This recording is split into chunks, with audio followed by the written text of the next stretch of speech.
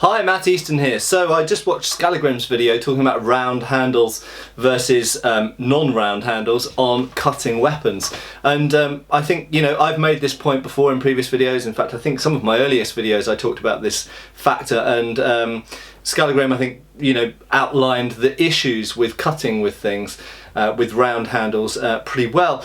I think there was a point that was missed, and that's what I'm going to talk about here, and that is that whilst a lot of weapons do have non-round handles for assisting cutting, some weapons that are used for cutting do have round handles. Now, he was totally right. Something like a spear, for example. Spears often have cylindrical shafts, and whilst certain types of spear can be cut with, it's often not very easy to cut with the spear, partly because of flex in the shaft, partly because of the shape of the head. There's various things involved, partly because of where the relative balance and centre of percussion is and this kind of thing, but also partly because of edge alignment. And I have a winged spear which happens to be mounted on a cylindrical pole. I've used it in previous videos. If you look up previous videos where I'm talking about spears, you'll probably see it.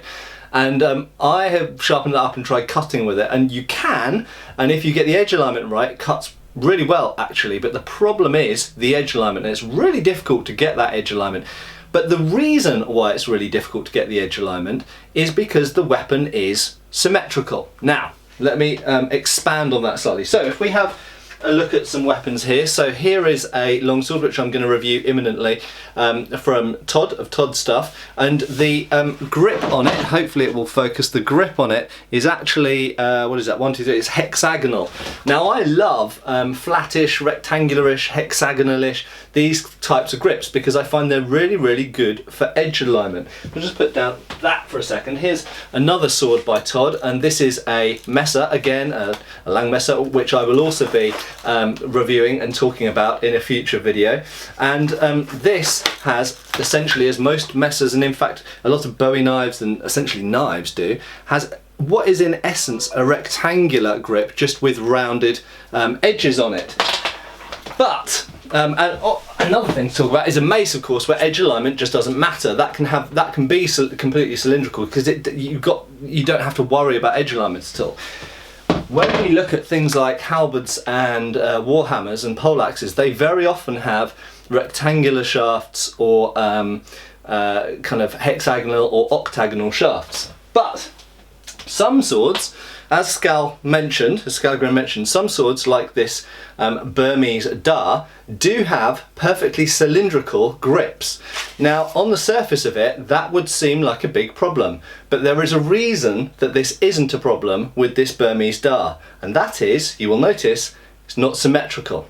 Okay, so if a blade is curved, it creates a natural drag. I can swing something which is leading forwards, but naturally, like a weather vane, think of something like you know, what we call a weathercock or a weather vane on top of a house.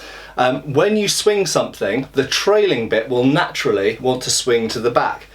And this is one of the reasons, undoubtedly, why some types of axe and polearm were eventually given things on the back side of them to balance up that head. If you've got a large axe head on one side, you might think, okay, it'd be useful to have a hammer or spike on the back side, but actually that hammer or spike helps balance it out.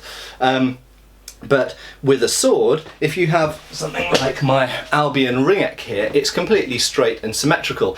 If I didn't have an oval grip, there's nothing naturally in it to create drag, to straighten it. So I need to have that oval grip to help me with the edge alignment. I don't need that when I go to the Burmese Dar, because it's got a curved blade, so it naturally, and especially the way you cut affects it as well, it naturally directs the edge in the correct direction when I swing it. So there we go. You can, and it's not my preference, but you can get away with cylindrical grips on things which are asymmetrical, or in the case of swords, which are curved, because that curve creates a natural drag and pulls the edge into the right direction.